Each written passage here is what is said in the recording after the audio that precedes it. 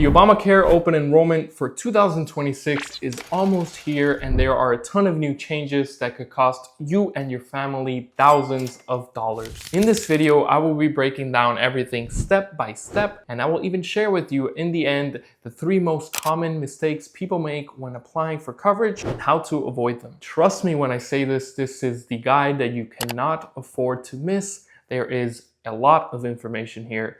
Let's get into it. Now, the very first thing that you need to know about this open enrollment season is that it's going to be the Wild West. It's going to be completely different from the previous ones. And why? Well, that's because the enhanced premium tax credits are expiring. As of recording this video, September 28th, they are expiring, which means that premiums are set to rise between 50 all the way to 75% and up. Okay, that is the kind of estimated projection. Now that is across all the income levels, so anyone applying is going to be facing this new premium, which by the way is normal, okay, because this was given with Biden during the COVID era, which is of course now over. Everyone's back to working, everything's okay now. These enhanced subsidies are expiring, but they could be extended. They could not. Just make sure to stay tuned for the channel. Now, another change that is happening is that the ACA Subsidy CLIFF is back, which means if you're past 400% of the federal poverty level, you're going to get cut off from subsidies. But I'm not going to get into that now. I'm actually going to go in a full deep dive later on in this video, so stay tuned for that. Now, lastly, which I'm also going to talk towards the end here, is the new out-of-pocket maximum laws. So there's new changes to the out-of-pocket maximums inside your current plan. They're going to be changing drastically next year. So those are the new changes, along with a few laws that actually got reverted, like a $5 auto renewal premium for those of you who auto renew if you currently have a $0 plan. That was going to be a law. It got reverted back, but it is going to be a law for the upcoming open enrollment in 2027. But again, there are many kind of small laws that got reverted back. Here they are on the screen so you can take a look at them. So many changes to keep track of, so it's absolutely crazy. Now, like I said, the open enrollment season is almost here, but when exactly is it, right? It's very important. So every year it starts on November 1st and it runs all the way through January 15th. And now there are 2 things that you must know about this, and it's very important. So number 1, Trump actually announced, or they tried to make, his administration try to make a change where it shortens the span by 1 month, so up to December 15th. Now that is not currently a thing anymore. CMS actually reverted a lot of changes, which I'm gonna get into, but it still ends on January 15th.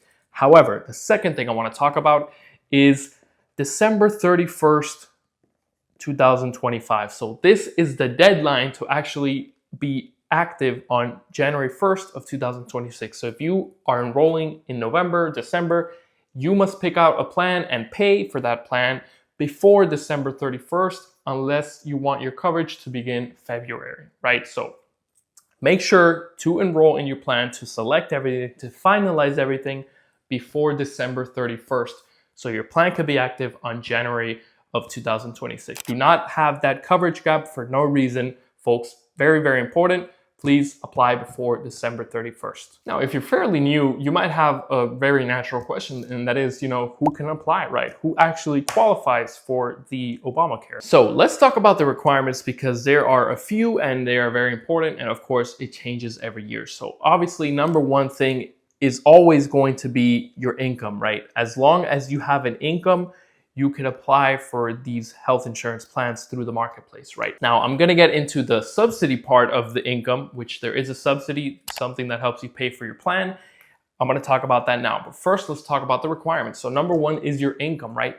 Do you get paid through W-2? Do you get paid through 1099, Social Security income, retirement income? Whatever it is you make, you gotta report it on your health insurance application, the same thing that's on your taxes, to avoid any penalization, which I'm gonna get into as well, because there's a whole different video to make there. Number 2 is your household size, okay?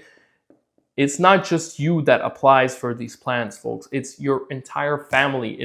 These 2 link together, income and household. So let's say you're a family of 3, right? If only you want coverage, you are the woman or you're the husband, and only you want coverage, not your wife, not your kid, well, guess what? Everyone needs to be inside the application, okay? It's very, very important. So when you're filling out an application, get ready for these, right? Get ready to put your income, get ready to put your household size, okay? Also get ready to put your address, address, zip code, your job, your social security, all of these things, your dependents. If you have any dependents, you also need to put those, your spouse. All of these are the things that you will need to put inside your application, okay? Real quick, guys, if you're finding this content helpful, if you want to support the channel, absolutely free. Just make sure to leave a like and subscribe. It takes 1 split second and it helps us out tremendously. Let's continue with the video. Now, going back to the question of who can actually apply, as long as you have a residency, right? You have a US residency or you're a US citizen, as long as you're either one of those, you can actually apply. Of course, you need to have an income, but if you are a dependent on a policy, then as long as you have your social security, you're right, you need some sort of immigration status, then you will be able to apply just fine, right? People put their children in these policies, or elderly parents. Just remember the golden rule. It's very simple.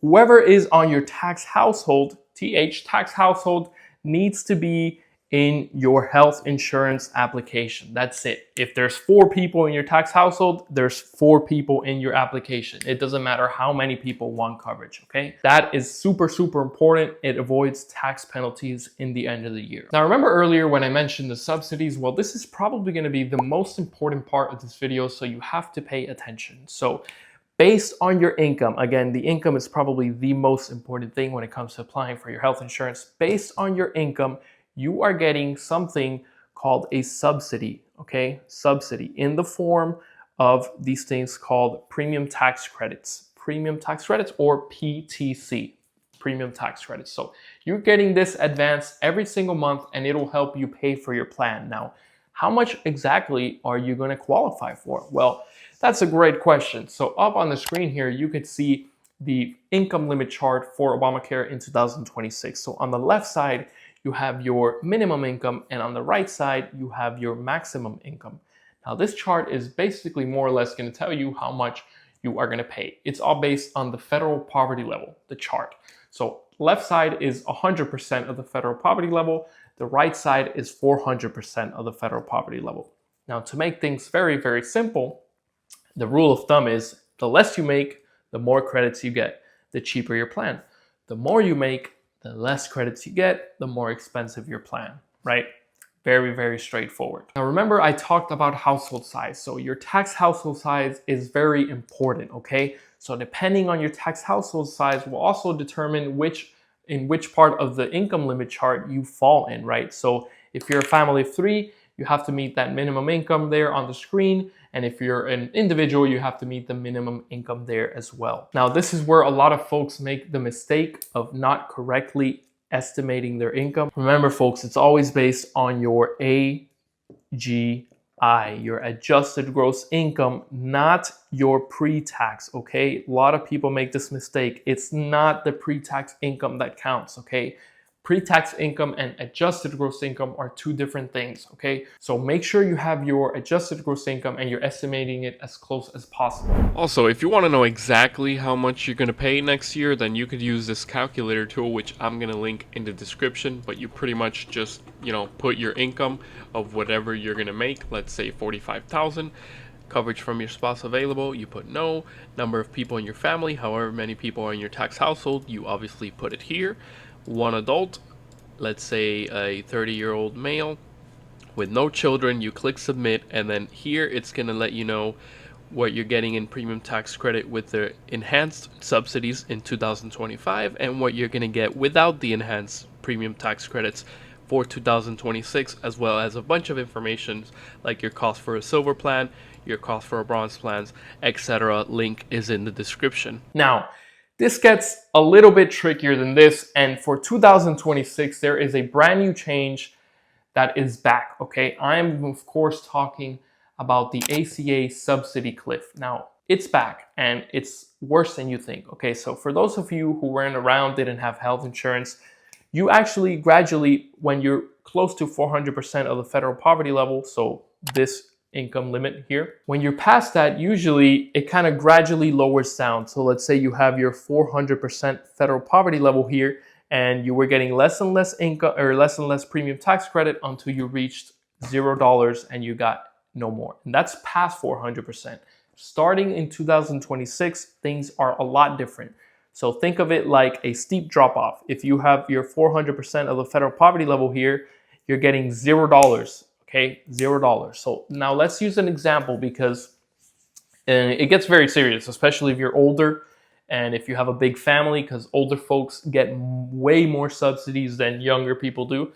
And families get way more subsidies than an individual does. So, if you have a family of 3, right, and the minimum income or the maximum income, let's just say in this scenario is the $60,000, right?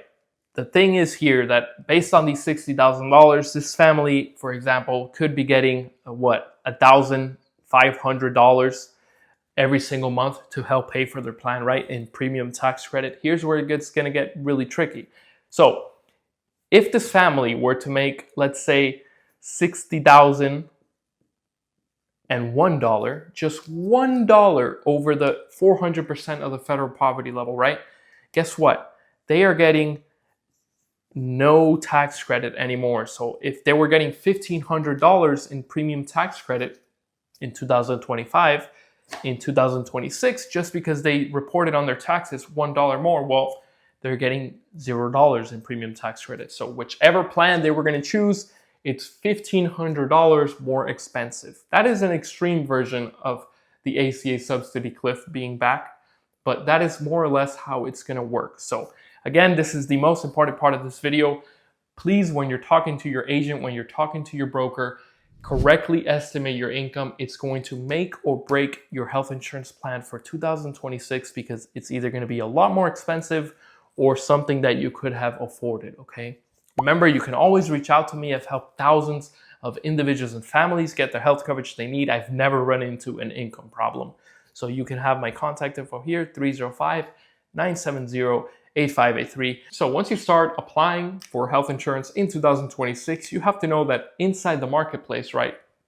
The health insurance through the Obamacare has a marketplace, and inside that marketplace, there are 4 plan types that you are going to be able to shop for in 2026. So come here and let's talk about all of them. So I'm going to put 4 little circles here, and number 1 is going to be an HMO, number 2 is going to be an EPO, number 3 a POS, and lastly you got your infamous PPO plans, right? Here are the 4 plan types on the screen. So HMO, EPO, POS, and PPO. Now which one is for you? So which one are you going to choose from, right? So let me help you break it down.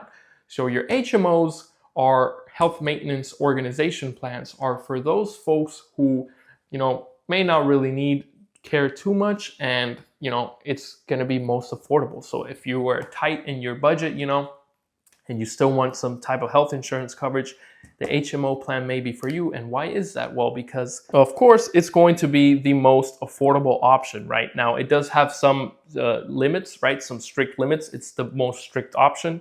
Like you can only get care in network, so you have to be in network to get care, and referrals are required, right? You require referrals inside an HMO plan. So conversely to an EPO, which I'm going to talk about now, the EPO plan is usually the most popular option alongside the HMO. So folks, get used to HMO, get used to EPO, because these 2 plans are going to be the ones that you're going to be dealing with the most inside the health insurance marketplace when you're shopping in 2026. So the EPO is similar to an HMO in the way that you still need to be in network to get care, right? You cannot go out of network. You need to stay in your network. But guess what? No referrals are needed with an EPO plan. That is why it's usually a popular option. That's why most folks go with either an HMO plan or an EPO plan. Now, POS combines both an HMO and a PPO, so you can go out of network, you can go pretty much anywhere. You still need the referral, okay? Usually, I'm not even gonna get into the POS plans because nobody gets POS. I've been in this industry many years, thousands of applications, no one gets a POS plan. Lastly, you have your PPO, Preferred Provider Organization. Now this is gonna be the most exclusive plan, right? The most free plan. You can go to any doctor, any hospital. You can go outside of your plan's network at a higher cost, of course, but you have that luxury, you have that freedom. So You're not going to need any referrals with a PPO. You can go inside network, outside of network. The only bad thing about it though is I don't know how many dollar signs I could put here. If I could put more than this, I would. It is very, very expensive, okay? Again, I have a lot of experience from what I've seen in these areas that I sell policies in. It's very expensive. I'm talking thousands of dollars a month, $1,000, $1,500, $2,000. There is almost no point in choosing a PPO plan when an EPO plan exists. I mean, it does the same thing that a PPO does, except you can only get care in network. I mean, when was the last time you want to go out of network anyway? Usually your doctors in network are in the same zip code, they're nearby, you know, everything's accessible. No need for a PPO, okay? So get used to an HMO plan and get used to an EPO plan. Depending on those, you can kind of know which one you want to go with. There's a wants and there's a needs. Let's keep talking about this because it's not just HMO and it's not just PPO. There is tiers inside the marketplace. Now, what are these tiers, these metal tiers? Well, again, there is catastrophic, there is bronze, there is silver, there is gold, and there is platinum. So inside the marketplace, there are these 5 tiers. Now, the first one has had new big changes in 2026. So the catastrophic plans are pretty much for those under 30-year-olds that do not qualify for any premium tax credit or at least are over 250% of the federal poverty level. Now, in 2026, the catastrophic plans are changing. It no longer has an age limit. It does not matter how old you are, as long as you are, remember, over 250% and up of the federal poverty level, you can qualify for these plans. As well as if you simply don't qualify for any premium tax credit, you can qualify for a catastrophic plan. Now, what is a catastrophic plan? Well, it covers you in your worst case scenario because it's in the name, catastrophic. It's gonna have the lowest deductible out of all of these 5 plans. The only bad thing is that it's going to have the highest out-of-pocket costs, the highest deductibles, the highest copay. So pretty much think of it like accidental insurance. It's gonna be pretty affordable, pretty cheap, but it's gonna be expensive if you do need to get care, okay? So then there's bronze and silver, gold, and platinum. Now these are the actual tiers, right? The catastrophic is kind of its standalone tier, but these 4 are your main tiers that you're going to be dealing with this open enrollment season. So your bronze plans are similar to the catastrophic in the way that it's the most affordable options for many, and it has higher out-of-pockets and higher deductibles. So which one of these should you go with, right? There's so many options. If you are someone who does not go to the doctor a lot, does not go to the hospital a lot, right? Doesn't have any medications they take, doesn't have any pre-existing conditions, then why would you want to invest in a really good plan for no reason? Let's talk about this. I'm gonna separate these plans like this. So the bronze plans, right, are for those who, maybe don't need it too much, maybe have a little bit of a higher income, right? If you have a little bit of a higher income, a bronze plan may be for you, or a gold plan, or a platinum plan. Now, why did I single out here, as you can see, why did I single out the silver plans? Well, because depending on your income, the silver plans have something called a CSR, or a cost sharing reduction. Now, what this means is, think of it like just a little bit more generous help, a little bit more premium tax credit to help you pay for your plan. But you have to be between 100 to 250% of the federal poverty level. As long as you're in that range, you qualify for the CSR, or cost sharing reductions, which usually means you get the best silver plans. Because as you can see here, there's 5 plans. The silver is right in the middle. Guys, the silver plan is the most balanced plan inside the marketplace, okay? If your income allows for it, for you and your family, get yourself a silver plan. It's gonna have the best of both worlds, not a premium that's too high and the best out-of-pocket costs and all of that, okay? That is how you more or less decide. Now, the gold and platinum plans are good. I would suggest these gold and platinum plans for folks who need it, right? If you absolutely need insurance, you have a pre-existing health conditions, you take specific medications, you have specific treatments, you go to a doctor, or what you go to frequently to a doctor, invest in a good plan. Look at gold plans, look at a good platinum plan. However, I would kind of put platinum into its own tier just because, again, it's too expensive, right? for almost no reason. A gold plan could get the job done just as good as the platinum does. So no need for the platinum. So here you have your catastrophic, bronze, silver, gold, and platinum. Now, depending on what type of care you need, what stage you're in life, will more or less dictate which kind of plan you choose, right? You could choose the HMO, remember, you could use EPO, PPO, POS, and then inside you could choose any one of these tiers depending on if you really need your plan or if you kind of just need it for a just in case scenario, right? Now that we are in the topic of plan types, I do need to let you know that there is a big new change coming in 2026 with the out-of-pocket maximum, so OOPMs. Now, if you don't know what the out-of-pocket maximum is, it's pretty much the most amount of money you can pay for your plan within the calendar year, okay? So if you have an out-of-pocket maximum of $1,000, you're never gonna pay more than a single cent over $1,000 for your plan. Now, all the out-of-pocket maximums are different. So the highest possible out-of-pocket max for 2025 is currently at $9,200. That's gone for 2026. The new highest out-of-pocket maximum for 2026 is going to be $10,600 across all the income levels. So if you're making $1 a year, if you're making $1 million a year, this is the new marketplace standard for the highest out-of-pocket maximum. Now, for those of you inside the 100 to 250% of the federal poverty level, it's going to go up from $2,000 to $3,000. So not just the premiums are going up, but overall, the plans in general are going up. Real quick, guys, if you're finding this information helpful, make sure to leave a like and subscribe to the channel. It supports our channel here a lot, and it takes just one quick second. So please leave a like and subscribe, and let's continue on with the video. Now, before we get into the 3 most common mistakes, I quickly want to talk about how to actually enroll, because you've gone all this way, right? How do you actually enroll? Where do you go? What do you do? Well, there's 2 ways. Number 1, the one I don't recommend, and number 2 is the one, of course, that I'm always going to recommend. Number 1, you can go to healthcare.gov, okay? Healthcare.gov, and that is up on the screen here. That's where folks usually apply, make an account, browse the marketplace, look at all the plans, and then apply. I do not recommend this because usually you're trying to do this yourself, and either way, you're going to end up going to number 2, which is contacting a broker, okay? A licensed professional. I've seen so many mistakes of people trying to do their own applications. It always ends bad. Do not try to do your own applications. I mean, we're licensed for a reason, folks. You can also contact the marketplace themselves and apply through there, but do not try to do it yourself. Always go with the licensed professional. Now, the whole application process, depending on who you speak to, is very, very simple. You obviously get your quote, get your info taken, and then the application process begins, which usually can take 10, 30 minutes, something like that. It's usually fairly quick.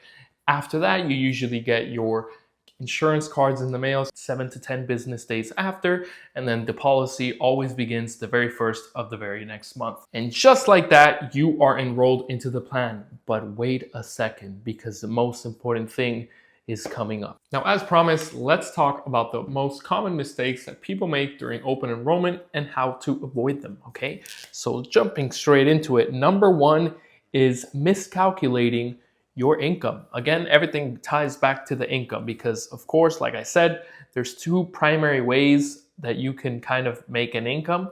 You got your W-2 earners and you got your 1099 earners. Now, the 1099 earners obviously can deduct expenses, but a lot of people are always applying with their pre-tax income and not your post-tax income. So W-2s don't need to worry about this, but for those earning 1099, you absolutely need to worry about your adjusted gross income and your pre-tax income, because a pre-tax means you're leaving out a bunch of subsidies that you could potentially qualify for to lower your plan. So always apply with your adjusted gross income. Make sure that you know that and that your agent who you're speaking to obviously knows that as well. Number 2 is actually going to go hand in hand with income, and that is your household. A lot of people only think because they're the only ones that want coverage that their family doesn't need to be on the plan, and that's a huge mistake, and that will also lead you to pay thousands and thousands of dollars come due tax time, right? So your household size matters. Whatever is your tax household size matters in your health insurance application. However many people in your tax household has to be in the health insurance application. It doesn't matter if it's a family of 10, and only one person is getting coverage. The 10 people have to be in the application.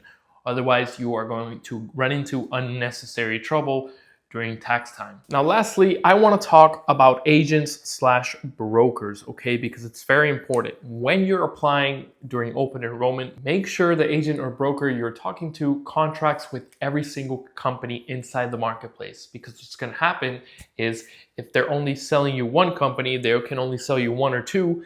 These other handful of companies could have saved you much more money, were way better for you, took all of your doctors, took all of your medicines, and guess what? They can't sell it. They're only gonna focus on what they can sell. So make sure you're dealing with a broker like myself, of course, that sells every single company. I myself sell every single company in a lot of states, so I don't need to worry about sending you this way or the other way. I'm only putting you into the exact plan that is personalized and designed for you. And a quick little bonus tip, I want to talk about the plans again, because a lot of people think cheap is bad and expensive is good, okay? It's all based on your income, so don't go to a plan because it's cheap. Don't go to a plan because it's expensive, okay? Go over it with your agent and broker. Make sure it's actually for you, okay? Similarly with that, people always shop with like, oh, look, my cousin has this plan. My neighbor has this plan. I heard it's a good company. Put me here, but it's not for you, okay? It's for them. It's a totally different thing. They earn more. They have more people in their household.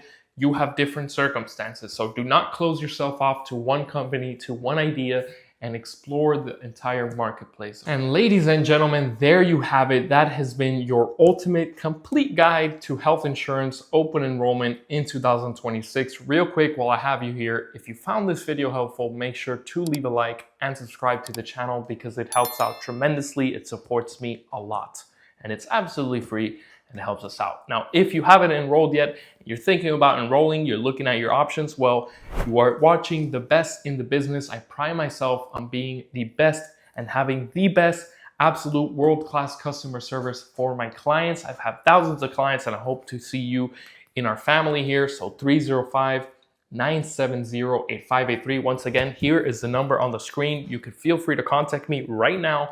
I always pick up the phone and I always provide the best customer service, not just in the sale, but more importantly, after the sale, building relationships. So 305-970-8583. Hopefully you found this video helpful. Make sure to like and subscribe to the channel for tons of free informational content.